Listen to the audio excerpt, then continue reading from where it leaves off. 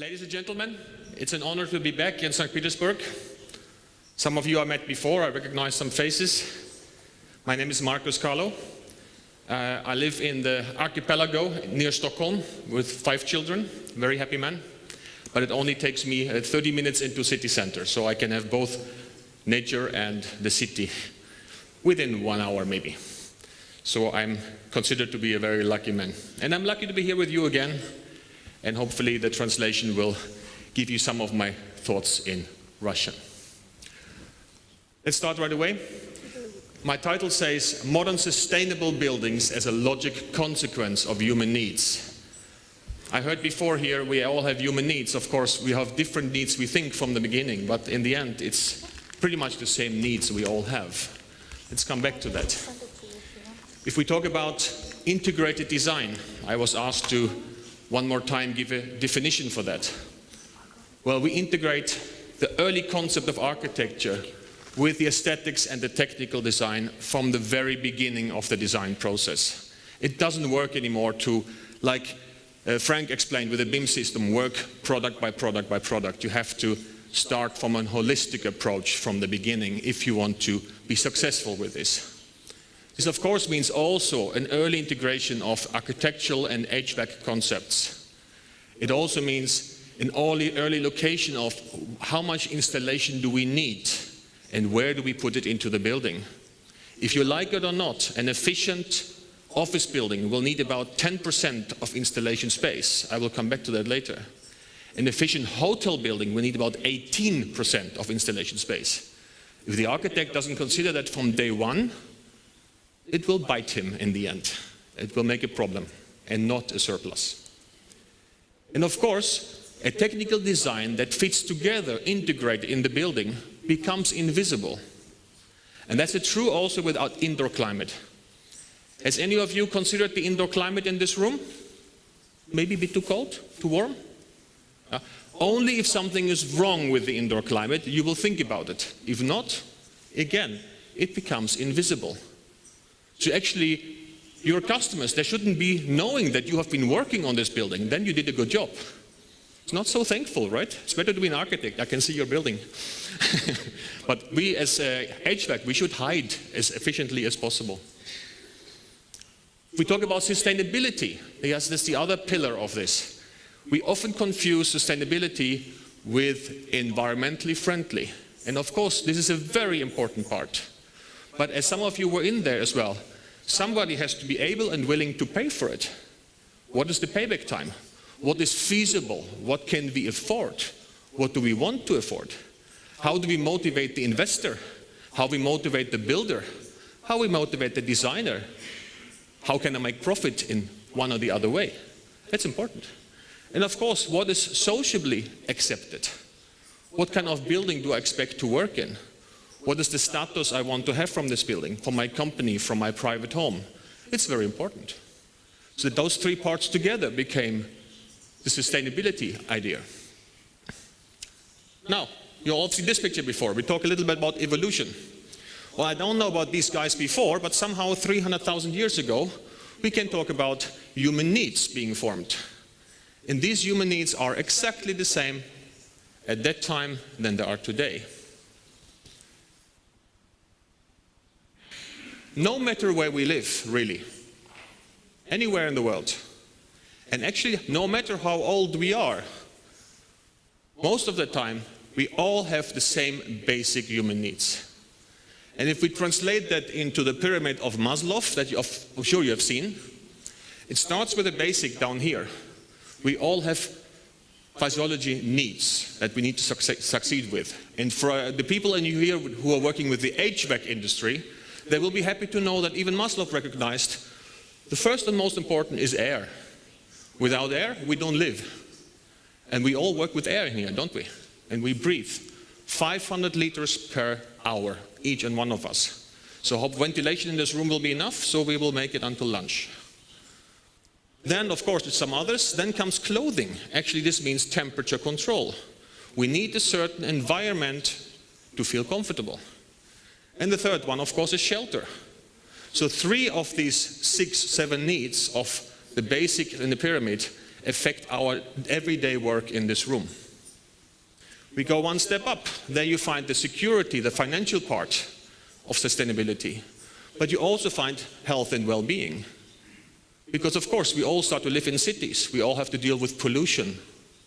That's quite important. And even higher up, we come up with the design part. The status, the important, the respect, how do we want to live together? And last but not least, if there's something wrong down here, we will not reach our full potential as people. We will not be efficient. We will not make most of our professional lives. So this is why this is so important. Now, human needs. If we concentrate on those ones which are interesting for us in the HVAC industry, of course it's the shelter part, the weather protection. My colleagues here were going into that. More and more insulation, more and more energy efficient. Of course, then there's the right temperature. We all have a core temperature of about 37 degrees. So we all find this 19 to 24 degrees quite comfortably. Of course, if we're in the gym and we're working out, it can be cooler. If we sleep at night, maybe we are more sensitive to temperatures. But this is the basic idea. And of course, there's the concept of fresh air. Each one of us 500 liters per air per hour, 10,000 liters per day. It's a little bit less at night. And here is actually, it doesn't matter if you're indoors or outdoors, of course. And herein lies already the first problem for us that we have to solve in our industry. Because the need for shelter and temperature control is succeeded by, we block the outside, we insulate ourselves for quite a bit. But on the other hand, we need fresh air, we need to breathe, we need to infiltrate.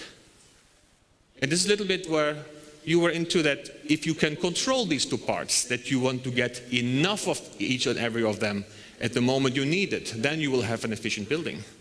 Sometimes you want to block the solar, sometimes you want the solar in. Sometimes you want to block the outdoor climate, sometimes you want to have free cooling. So you have to be flexible with that. It's not a static situation during the year. Health and well-being. Well, in 2050, according to the UN, 80–90% of us will live in cities. And that forms pretty much a challenge. It means that we have to deal with pollution of air, of sound pollution, of smells, and it also means that we're affected by it.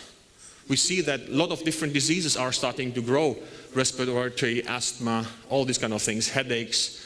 Many of them are consequences of the climate in our cities that we have to deal with.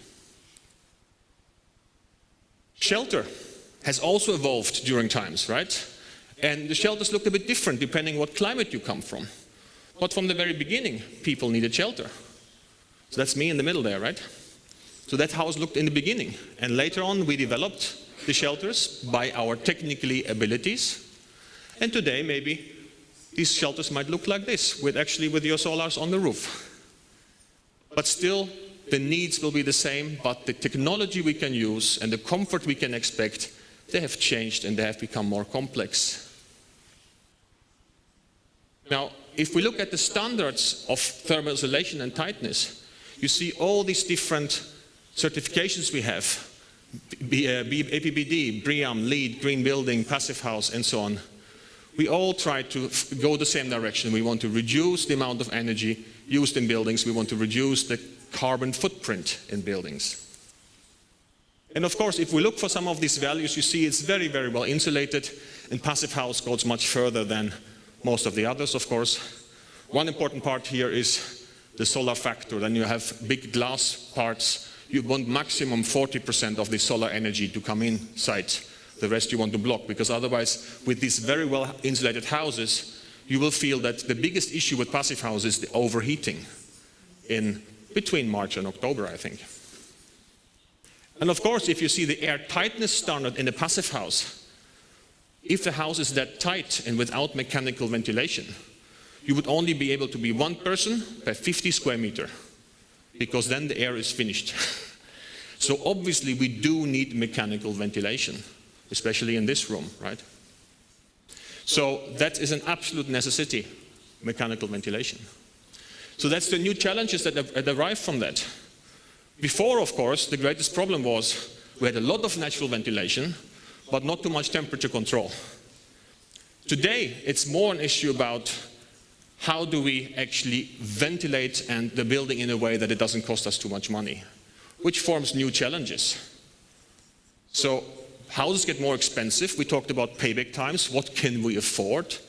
I hear before, how much does a BIM system cost? How much does a photovoltaic cost if we look on the product? And of course, the question by the climate is how much can we not afford to do? We have an overheating due to internal gains and solar gains, more and more. Of course, we have less need for mechanical heating, but we get more heat for cooling many times. We again get a risk of sick building syndromes like we had before. If we don't ventilate properly, we get poorly ventilated spaces, humidity, mold, fungus, disease that comes from that. And of course, we need to really look at how much do we want to ventilate mechanically. And if we do that, we have to discuss recovery of temperature and humidity. Because of course, if we don't do that, we ventilate with the outdoor air. Here now it's minus 3 or 4 degrees. Our energy bill would shoot up. So obviously we have the exchangers to recover that energy. All of us will probably use them in all the buildings we use.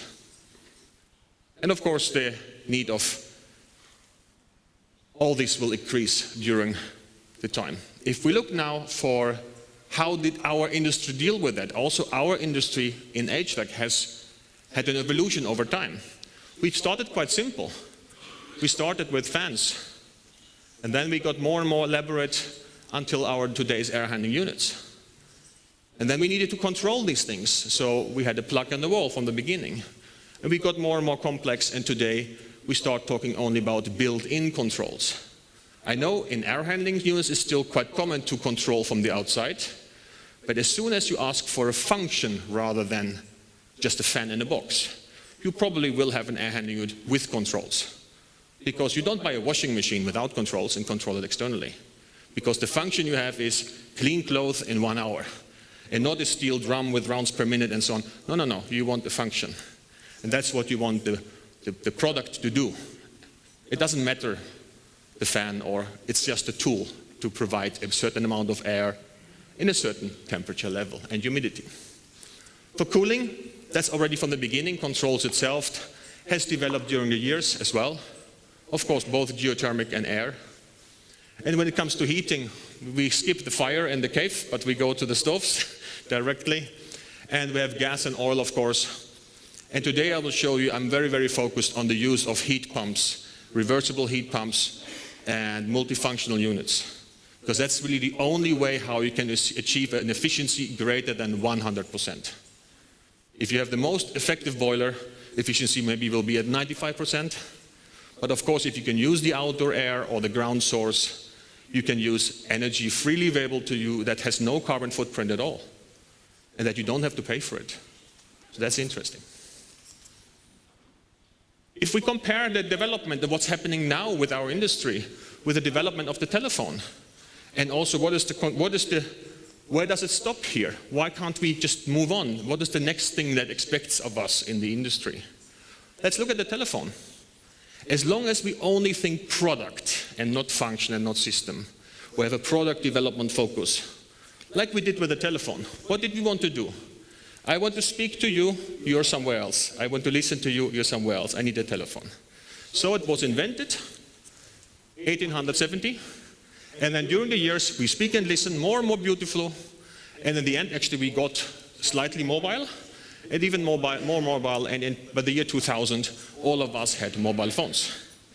What did they do? Speak and listen. Now, if you drop the idea of product development and you think about functional development, about system development, you actually say, I would like to evolution of functionalities. What happens now? Something very different. We start with a mobile phone, 2000. What more can I do?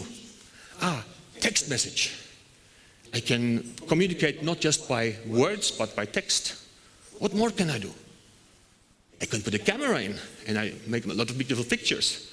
I get a radio. In 2003, I got an MP3 player. When I go jogging, I listen to nice music. Fantastic.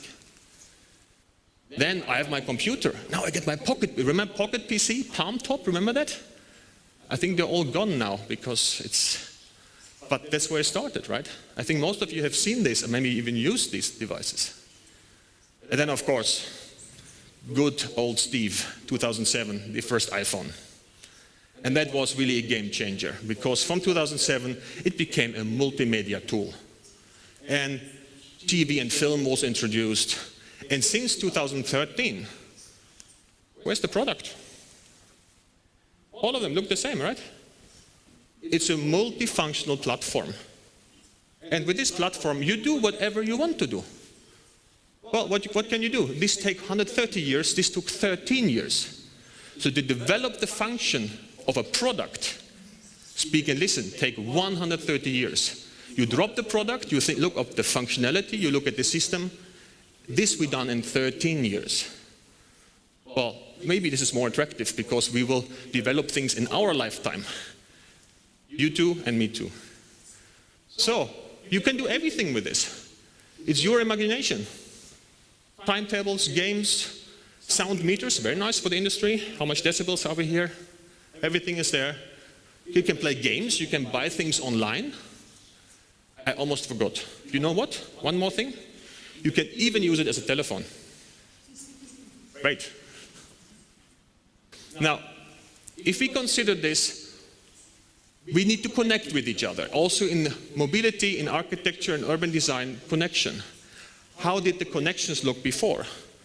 Well, this was a long time ago, right? Water and traffic, connection. Yesterday maybe looked like this. And today, we start talking about the Internet of Things. Maybe what does that mean for us? Right now, it sounds still like mumbo jumbo, but really, it comes more and more. What does this give us in our industry for challenges and possibilities? It's very interesting.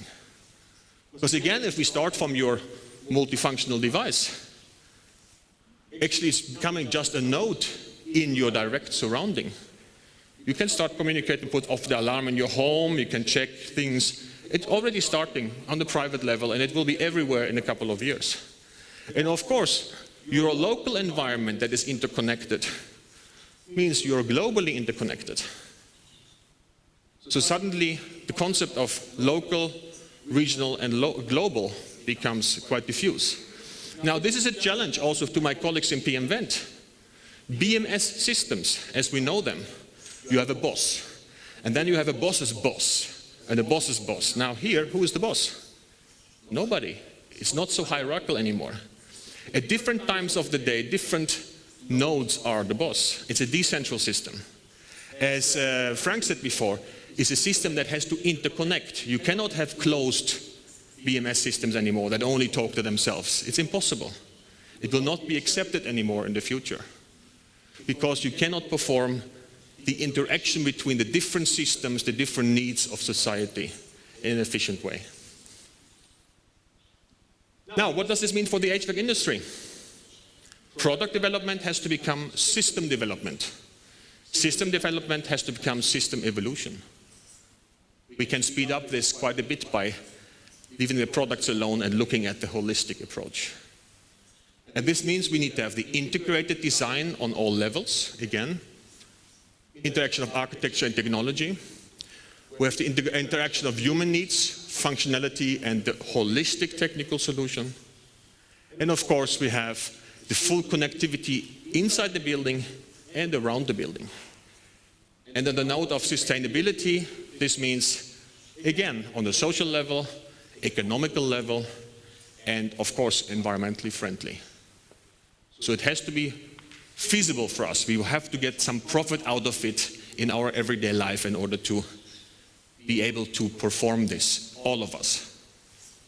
No matter how good-hearted we are, no matter how important the environment is for us, we still need to survive. We still need to buy our bread to eat somehow. So how do we do that? Integrated sustainable design. Step one, function, size, climate. So we start with the primary function. From the very beginning, it has to be very clear, what is this building to be used for? Is it an office, hotel, arena, whatever? Of course, then we consider the size, not just square meter, but also when it comes to energy, cubic meter or surface size of the building. How compact is the building, for instance?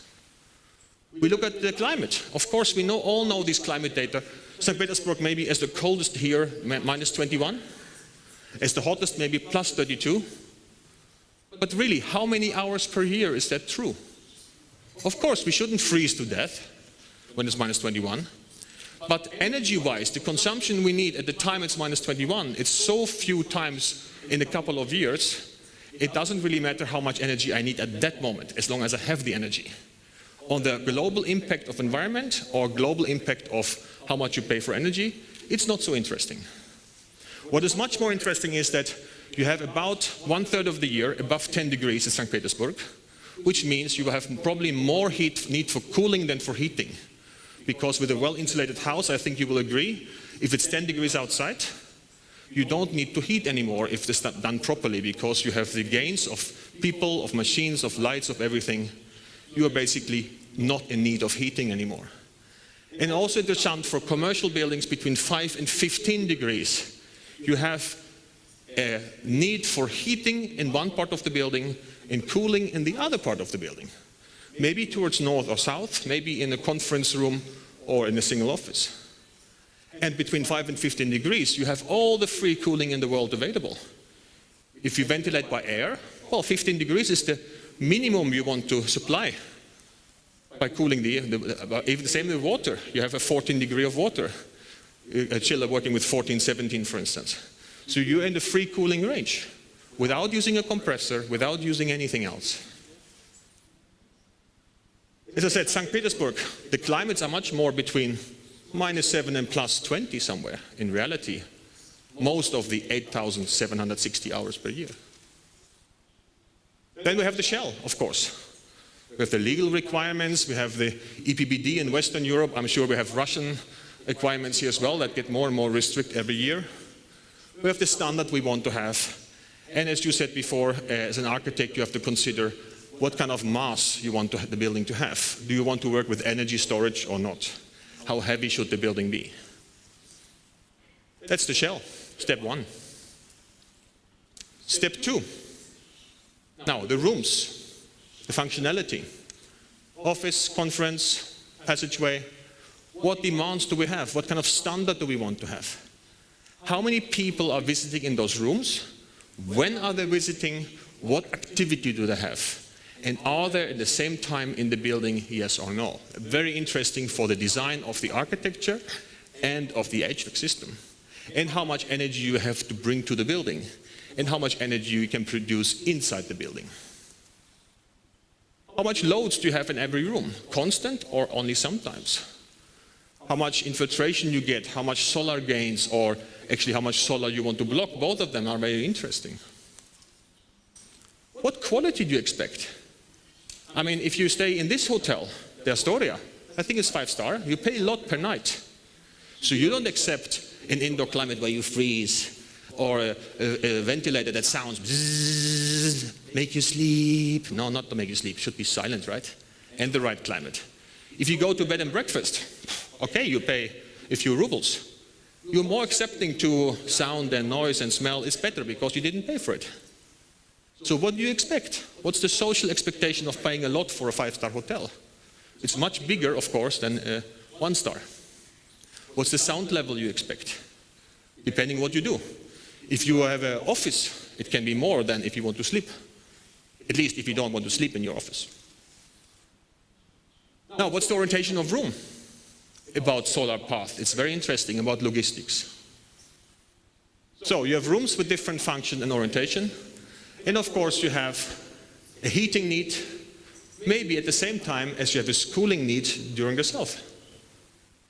Now, we can make things very complicated. If you only take one thing from this presentation with you, please consider, I think, a normal standard commercial building in St. Petersburg, let's say in March or October. I'm sure you will buy heating power, is correct? What will it be, gas or oil? What is normal here? Somebody? Gas, okay, you will buy heating. At the same time, somewhere around this time, the sun is shining, so you will maybe need some cooling. So how do you cool the building? A chiller on the roof, maybe, right? Now this chiller, when it cools, it will throw away the heat, okay? At the same time you buy the gas. Now that costs you money, and also that means you have a much bigger carbon footprint harming the environment. And there's no need, because you have the heating available to you. You're just not using it. You rather buy the gas. Do you? So maybe this is one of the first things we can get much smarter with an integrated design that becomes sustainable. We use the energies we have. We don't throw away here and then buy the same thing one more time. It's not too smart. Step number 3, demand control. Now that's really important, I think. Demand controlled acclimatization. Because as we said before, right now you're all in this room. What does it mean? Well, for this room it means a lot, okay? But it also means that the office you work in, it's empty right now. And you probably ventilate and you maybe heat and cool like you were there. But your 37 degrees that make you comfortable here, they're here, not there. So it's very important with demand control. Because you do not want to over-ventilate. You want to check if there's free cooling available instead of buying cooling. If there's free heat available from the cooling process instead of buying gas. Remember, 3,200 hours per year. That is the case in St. Petersburg. You don't want to overheat or undercool. You can actually consider that once you're not in the room could have a little bit less good conditions. So you allow a setback of maybe 2 to 5 degrees. Because once you come back, you can restore that very quickly. And by that you save both heating and cooling energy. And of course you want to have the light and the solar shades control. You made a fantastic job on that, so I will not spend too much time on that. But if you can control, when, for instance, very simple, if you have a heat, if you're not in the office and there's a cooling need, please have the blinds down. If there's a heating need, please have the blinds up. Well, that's a zero free contact. It costs basically nothing. Any kind of mechanical blinds could get this contact. Please open, please close. It's not that difficult. Still, we hardly do it. I give you some ideas. I think some of you might have seen these pictures before, but I was asked to show this one more time. Rule of thumb. Remember, this presentation you will find on the Air Academy website. You don't have to write it down, you don't have to remember it. But the point is there's different rule of thumbs for different types of buildings. Required ventilation, retail or school. How much do you need per room or per square meter or per person? What's the acceptable sound level? It's actually quite high, both in school and retail. Because you're busy, somebody's talking, somebody's shopping. Yeah? It's okay, 35 dB. You normally acclimatize with air in retail, big spaces. You move air, like the Megamarkt or Auchan or whatever.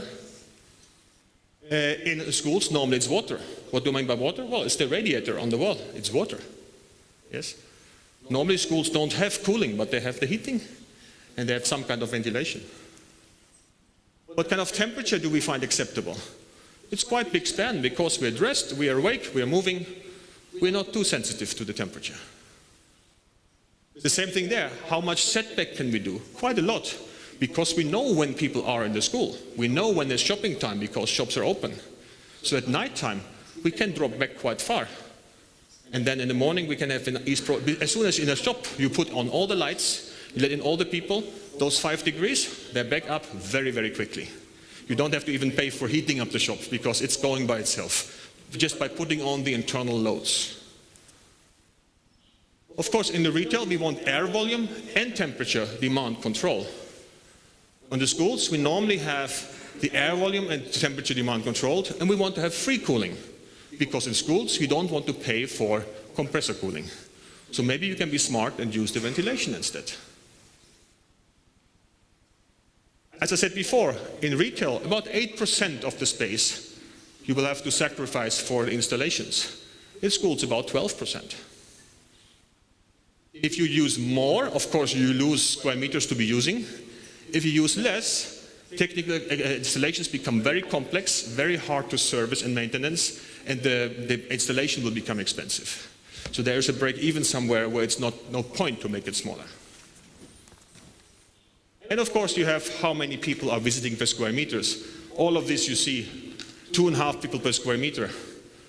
Well, that means with a passive house without ventilation, it's basically 2 people can be in the classroom and not 30. You look at the same for hotel and offices. Now, this is different activities. Here we have the required ventilation for an hotel room or office room. You have the sound level, significantly lower, 25 decibels. If you know that by the human need you want to sleep, it should be silent in the room. Are you sure you want a machine with a fan in the room? Are you sure? Maybe not. It's just a question to the designers of HVAC.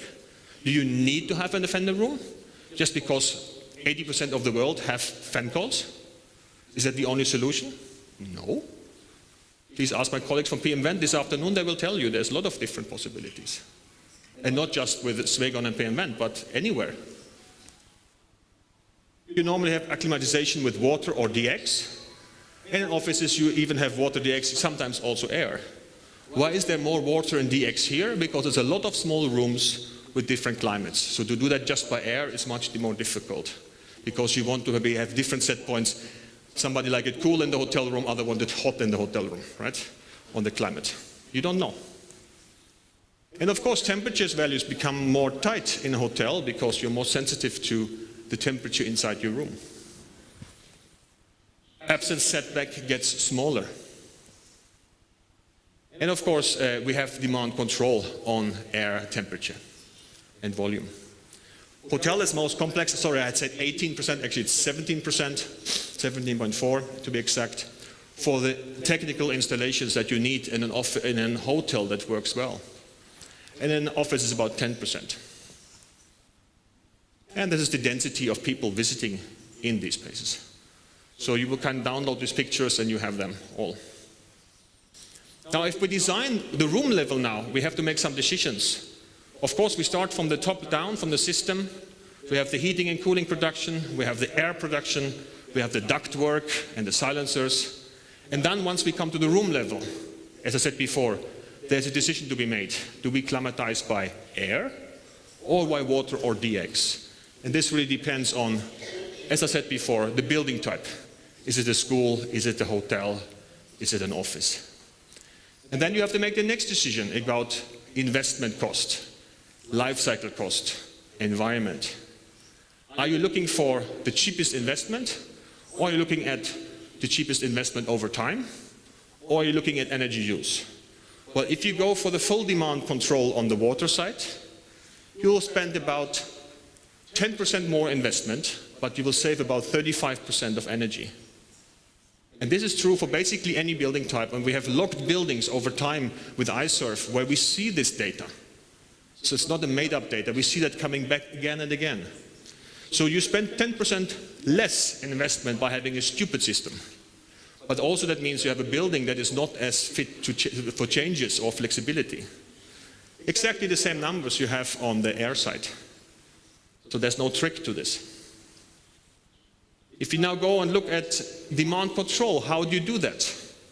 And I will ask a question to you, so you have to be awake. If you say you have a big space, like this room, and you want to ventilate in here with an air handling unit, and it's 100% air volume. And now half of you leave this room, and I go down to 50% of air volume. How much will electrical power drop? Any idea? Pressure go down, air volume goes down. 50%. Does the electrical power go down to 50? No, because pressure go down. So it's not even by times 2, it's by times 3. So you only spend 1/8 of the electrical energy. Are you sure you want to do without demand control ventilation? You're spending a lot of money here. Now, if you do demand control, how do you do that? Well, you have a constant pressure system. Most of you, when you use demand control, you have constant pressure, right? And then you open and close some valves, and then you keep the pressure constant. What happens if you go to 50% with constant pressure? And surprisingly few will have a direct answer for this. But if you have two systems running half the volume here, half the volume there, you switch off one system, how much you save? Well, 50%, that's all. So of course, this constant pressure system is by far less interesting than for the big space. But what shall we do? We have a lot of small offices. We have a lot of small hotel rooms. What we want to do? We want to regulate the pressure. We want to have optimization on the pressure. Because once we do that, over the year on average, we will end up with about, somewhere between those two of course, about 1/5 of the energy is left. So you save double the money compared to a constant pressure system and more. That's quite interesting. And it saves the environment. If we talk about energy sources, we can talk about ventilation. We already did. Of course, heat recovery, cool recovery, low pressure drops. We want to talk about the heat source. What is available? How much does it cost per kilowatt? Gas is very cheap in St. Petersburg, so gas is very famous. And of course, how much cooling do you have? How efficient is your chiller? It's interesting. But again, how much of this is available at the same time? And how much you need at the same time? It's extremely interesting. So then you look at a chiller. No, sorry, you look at the air handling unit again. Now you take a big space in southern Russia maybe. You have a lot of cooling power you need. This is Rome actually, but again, it's a warm space. And you have a quite simple air handling unit with 12 cubic meters per second and a constant air volume system or a demand controlled air volume system. Only here, when you install the cooling machine, you have to install more than 400 kilowatts of installed cooling power. So this machine will cost you somewhere around, what is it, 40,000 euros. Okay? Now on CAV, you actually will spend 237 megawatt hours per year in this climate for cooling and ventilation. And on the VAV system, only 99. So already here you see a saving of 2.5 about. If you now go to a system with cool recovery, not heat recovery, but cool recovery with the rotor, installed power will go down but below 300. And also the running costs during the year will go down.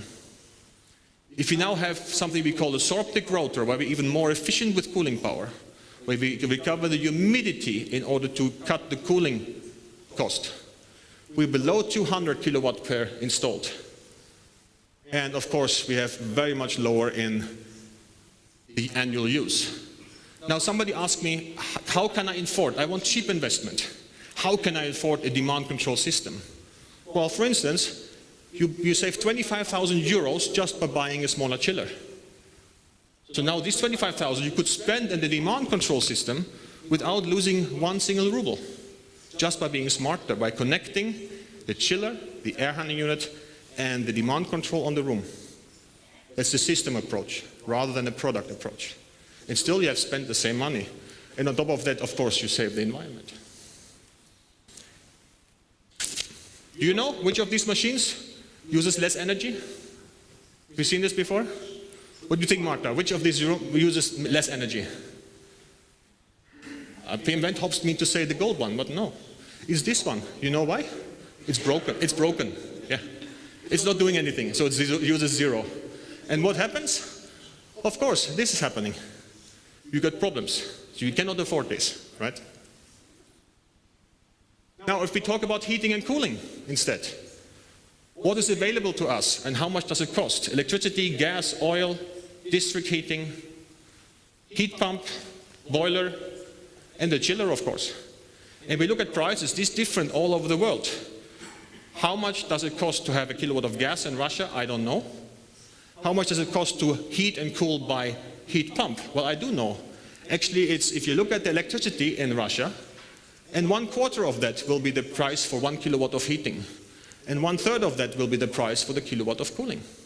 So it's not that difficult, really. If you then look at the time of year, 3,200 hours in St. Petersburg, more than 1/3, where you need heating and cooling at the same time. And you do that with a multifunctional machine. What is the advantages? Well, you don't have to transport any energy. You don't need any infrastructure in the ground. You can produce locally, like with the solar. You have producing heating and cooling, each by itself or at the same time, helping each other. You can use the energy from the outside for free, reducing your carbon footprint and reducing your energy bill. And of course, you have the free heating and free cooling for one part between 5 and 15 degrees. This actually means that in some part of the year, you buy 1 kilowatt of energy and you will actually distribute 4 to 7 kilowatt of energy to the building. But you only pay for 1. Because the 4 is for the heating, the 3 is for the cooling, together it's 7 kilowatt. Well, that's quite unique with a heat pump system. And how does this work? We tried to work with Riva and others on something we call the M value, multifunctional value, where we compare all the energy we buy, that we have to pay for, to the energy that we actually bring into the building.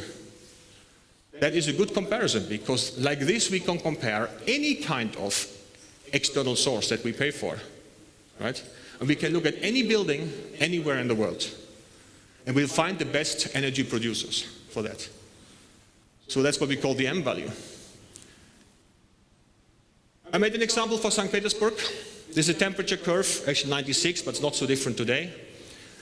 You need most heating here, most cooling here in the summer, and this is the temperature over the year, upside down. Okay, so this is the coldest, this is the warmest. You take the average of this temperature. It's like this. I take this curve and I see that I will have a heating need in the winter. You agree? A cooling need in the summer, and I will need heating and cooling in spring and autumn. That's the basic concept. So there's no ventilation, it's just the building that needs heating and cooling to keep good temperature. On top of that, I have some functions that always will need cooling, like a server room, for instance, or a big conference room, or this place, it will always need cooling. And I will always have some kind of heating need, for instance, for the showers or for the tap water. So I need some heating all year round. Now, as we said before, we have to introduce ventilation. What happens? -3 degrees to +24. That would cost a lot of energy if you don't have any recovery. Much more than the building needs otherwise, because you actually bring a lot of cold air inside. And the same for the summer, a little bit more. Now that's why we start and say, this is the energy we supply to the building. What do we pay for? Well, first of all, we start recovering some energy.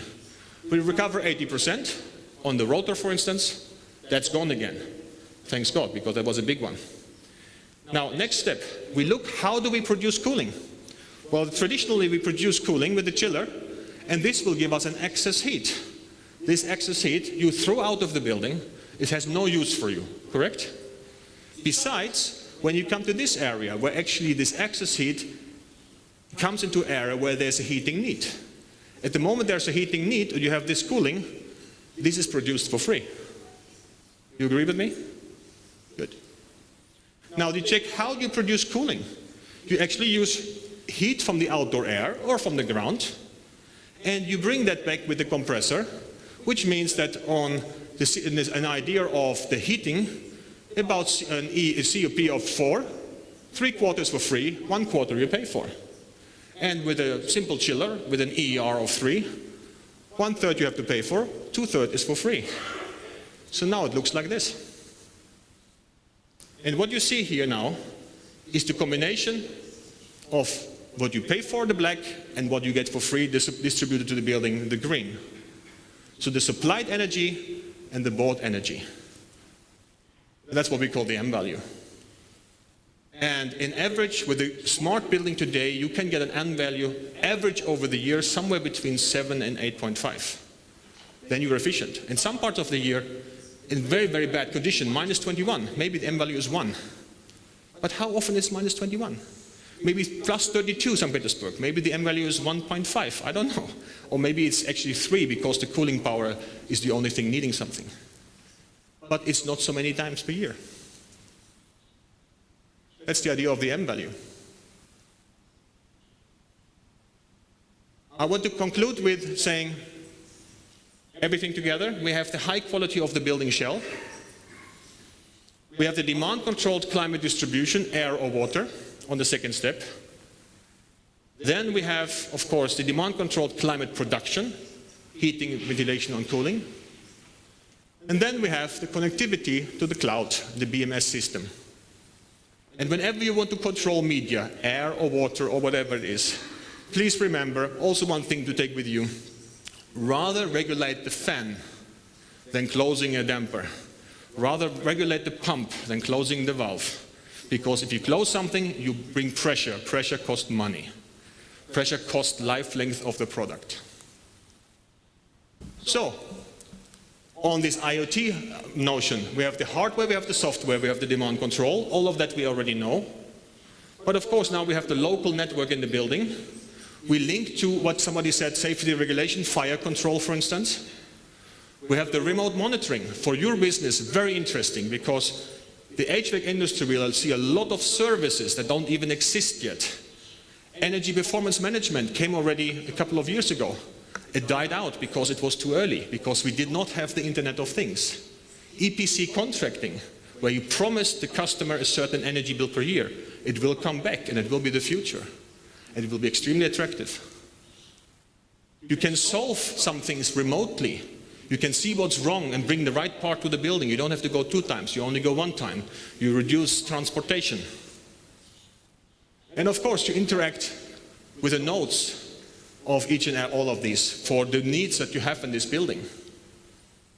Example, if I go back to Citizen M in Rotterdam, they know the temperature I like, they know if I want the blinds open, they know what TV channel I look if I want to, and the room can be set up for me as soon as I check into my room. It's quite interesting. I'm almost coming home. And they want me to feel like home, that's why I come back. That's why I pay them. Well, finally, we have, of course, on climate products, the motors, air and cooling and heating. We have the logistic products. And all of this is still products, and we have the diffusion products. But again, we have to bring it together, on one hand, with all the controls inside the building. On the other hand, with all the logistics, pipes and ducts and cables. And then, of course, we have to connect this whole thing. And the big evolution that you will see the next 2, 3, 4 years will be on the Internet of Things and the possibilities you have for more performance and earning money on that. So, you have the sustainability, human needs, you have the integration of design, and last but not least, I hear in Russia everybody wants to talk money. So what's in it for me as an end user? What's in it for me, Petra, coming here, visiting this building? What's in it for me as giving you the speech? As the contractor who's building it? As the environmental guy who says I want to save money on environment? So I make you 2 last examples here. You have a rental income, you're the end user. You have a cost and you have a profit, right? Now consider that you split up and you make a better value buildings. People appreciate to be here. It's a 5-star hotel, not a 1-star hotel. Your rental income will go up, your profit will go up. So if your investment is in place, as more quality you get from the beginning by integrated design without spending too much more money, you get a bigger income. No, you don't cut cost, but you get a higher profit. Other one, you're still end user, you have your rental income. You split this up into investment, maintenance and energy. This is the cost over 20 years. Because any property owner, no matter where you are, somewhere somebody is owning this building that you're designing for. And this person or this company has to pay for a life cycle of 10, 20, 30 years. So they will look at investment, maintenance and energy to run this building. What happens if you actually spend some extra money on the maintenance? If this is 10% extra? And as we said before on demand control, you save 35% of energy over 20 years. Your profit actually goes up, and on top of that you save the environment. And you have healthy people that are happy to be here. That's quite nice. And now last but not least, if you are, how many of you are contractors in here? Raise your hand. How many are builders, contractors, installers? 0? A couple of you, good. Now you have a contract sum, or even as a designer, you get paid. How many of you are designers in here? What are you all doing? Ah, okay. So I think contract sum is interesting. You have costs and you have the profit. If you split this up into purchase price, the planning and installation, and then of course the commissioning and running of it. Same thing here. You spend some more on the purchase, a more expensive system, a more expensive product, but it goes quicker to install, it goes quicker to start up and commission, and it goes easier to maintain. Again, you will save money in the end, and you get profit. And on top of that, you get a much higher real estate value. So the building that you have is more worth in the end. And that is how you all can sell this to your boss's boss's boss. Because they want to have the building of the highest quality. They just don't want to pay for it. But they don't. They get their money back. So in that sense, thank you very much for your attention. And I hope we all together on the trip for sustainable buildings as a logic of the human consequences of needs. So what is our main consequence of need? We need to breathe, right? And we need to earn some money. And maybe our children should also breathe, so maybe we should have an environment that our children still can breathe. So if we focus on those three, I think integrated design with sustainability is the future. Thank you.